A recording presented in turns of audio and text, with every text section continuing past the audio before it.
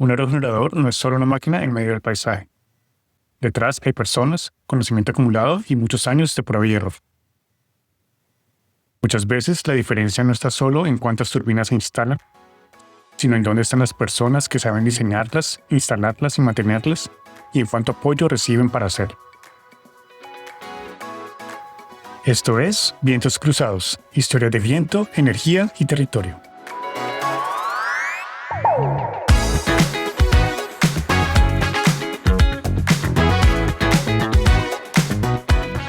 En el episodio anterior miramos por dentro las reglas del juego eléctrico.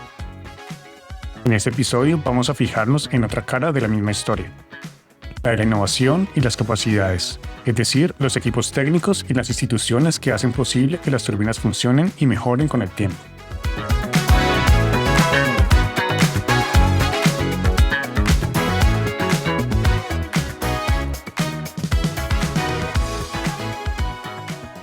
A medida que avanzamos por Dinamarca, el viento se vuelve también una escuela. Personas, instituciones y talleres han ido convirtiendo la energía eólica de experimento en una industria sólida. En episodios anteriores conocimos a Paul Lacour. A finales del siglo XIX, construyó con sus alumnos algunos de los primeros aerogeneradores del mundo y electrificó granjas y escuelas. Eso no fue solo una curiosidad. Fue uno de los primeros pasos de una tradición de experimentar con el viento que con altibajos ha llegado hasta hoy. Durante buena parte del siglo XX, la energía eólica danesa funcionó como un laboratorio distribuido. Granjas, escuelas, talleres y cooperativas construían prototipos, adaptaban diseños y dejaban huella en forma de planos, informes y debates técnicos. De ese recorrido salieron máquinas como GESA, Vestas Isbo o la turbina Twin, que en los años 70 fue la más grande del mundo. Cuando llegaron las crisis del petróleo y el país decidió apostar de nuevo por el viento, ese archivo vivo se reactivó. Universidades y centros de investigación empezaron a trabajar de forma más sistemática en aerodinámica, diseños de palas, control y conexión a la red. Las autoridades recopilaron datos de funcionamiento y fallos y empezaron a escribir sus propias normas y guías. Se pusieron en marcha programas de ensayos de aerogeneradores y más adelante esquemas de certificación. Poco a poco, este ecosistema fue madurando. El mundo de talleres y cooperativas no desapareció de un día a otro, pero empezó a convivir con una industrialización más rápida. Algunos talleres que hacían turbinas pequeñas crecieron, se profesionalizaron y terminaron formando parte de un clúster industrial que hoy suministra parques en todo el mundo. Las universidades crearon grupos y programas especializados en energía eólica y sistemas energéticos. El país abrió centros de prueba nacionales donde hoy se ensayan prototipos terrestres y marinos de hasta alrededor de 20 megavatios y casi 300 metros de altura. Este entramado tampoco está libre de tensiones. La concentración en pocas empresas, la presión por bajar costos y los desafíos de integrar tanta eólica en la red han generado debates sobre cómo sostener la innovación a largo plazo. Aún así, lo que destaca no es solo el éxito de ciertas compañías, sino la densidad del tejido que lo rodea. Ingenieras e ingenieros con experiencia, técnicos formados en instalación y mantenimiento, investigadores especializados y autoridades capaces de regular con criterio propio. En conjunto, eso ha convertido a Dinamarca en un referente mundial, no solo por cuánta energía eólica produce, sino por la calidad del conocimiento que ha acumulado sobre el viento y por la capacidad de seguir aprendiendo a medida que cambian las tecnologías y los desafíos.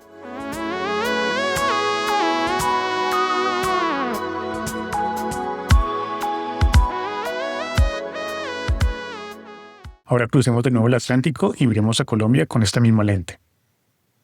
¿Qué capacidades existen hoy para sostener una transición eólica a gran escala? En capital humano, el país parte de una base fuerte. Hay ingenieras e ingenieros formados en buenas universidades con experiencia en hidráulica, estructuras, sistemas de potencia y otras áreas clave. En los últimos años han aparecido más cursos, diplomados y algunos posgrados que tocan energía eólica y renovables, aunque la oferta especializada sigue siendo pequeña y concentrada si la comparamos con países que llevan décadas en este mismo campo. Dentro del país también han surgido iniciativas importantes. Universidades, centros de investigación y entidades públicas han elaborado mapas de recurso eólico, estudios sobre cómo el viento puede complementar a la hidroelectricidad y proyectos pilotos de turbinas pequeñas para usos rurales. Además, han aparecido asociaciones que buscan juntar academia, industria, consultores y sociedad civil alrededor de la energía eólica. En el terreno, equipos técnicos de empresas y entidades públicas han tenido que aprender muy rápido. Han instalado aerogeneradores en condiciones difíciles, han empezado a operar y mantener parques eólicos en entornos tropicales y han lidiado con la interfaz entre tecnología, regulación y comunidad, especialmente en lugares como La Guajira. Esa experiencia no es menor. No se aprende igual a desarrollar energía eólica en el Mar del Norte que en un desierto caliente, con redes menos robustas y conflictos territoriales más visibles. El problema es que todo esto sigue siendo frágil y fragmentado. Muchas capacidades están dispersas y poco conectadas entre sí. Los proyectos de investigación no siempre hablan con las necesidades de las empresas. Lo que se aprende en los parques pioneros no se sistematiza ni se comparte lo suficiente, y la coordinación entre agencias públicas, universidades y sector productivo es irregular. A eso se le suma la inestabilidad de algunas políticas y la debilidad de ciertas instituciones. Los equipos técnicos del Estado cambian con frecuencia y los presupuestos de investigación dependen demasiado de los ciclos políticos. Eso dificulta sostener una estrategia de largo plazo para construir conocimiento propio alrededor del viento. Visto así, Colombia tiene dos caras a la vez. Por un lado, un potencial grande de recurso eólico y una base de profesionales capaz. Por otro, un ecosistema de innovación específico en energía eólica que todavía es joven, disperso y con poco respaldo continuo.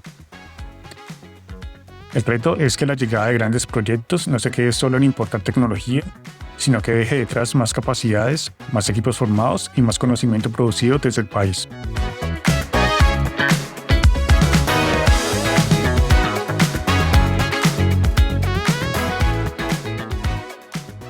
Si cruzamos esta dimensión de innovación y capacidades en ambos países, aparece una idea clara.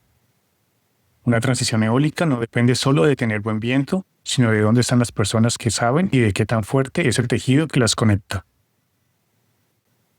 En Dinamarca, ese tejido se fue armando durante décadas. Talleres, cooperativas, empresas, universidades, centros de prueba y autoridades han aprendido juntos a base de ensayo y error. Hoy el país no solo exporta electricidad o turbinas, también exporta servicios, normas y conocimientos sobre cómo diseñar, probar y operar parques eólicos. En Colombia, muchas de esas piezas existen, pero todavía no forman un ecosistema tan denso. Hay buenas ingenieras e ingenieros, iniciativas en universidades, equipos que ya tienen experiencia en instalar y operar parques en condiciones difíciles. Pero esas capacidades están más dispersas, reciben menos apoyo continuo y dependen mucho de la estabilidad política y de las decisiones de actores externos. Eso muestra que los países parten de lugares distintos y que tienen cosas diferentes que aportar. Dinamarca concentra mucha experiencia técnica e industrial. Colombia y otros países de la región aportan contextos donde la energía eólica tiene que convivir desde el principio con redes más frágiles, conflictos territoriales y demandas fuertes de justicia social. Visto así, el reto no es que unos enseñen y otros solo reciban, sino cómo se construyen relaciones de aprendizaje mutuo. Cómo se combina la experiencia acumulada en países pioneros con la necesidad de crear capacidades locales y cadenas de valor más fuertes en lugares como América Latina para que el viento no solo llegue en forma de equipos, sino también en forma de oportunidades y conocimiento propio.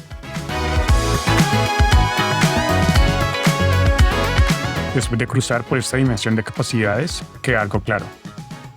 La energía eólica también se aprende.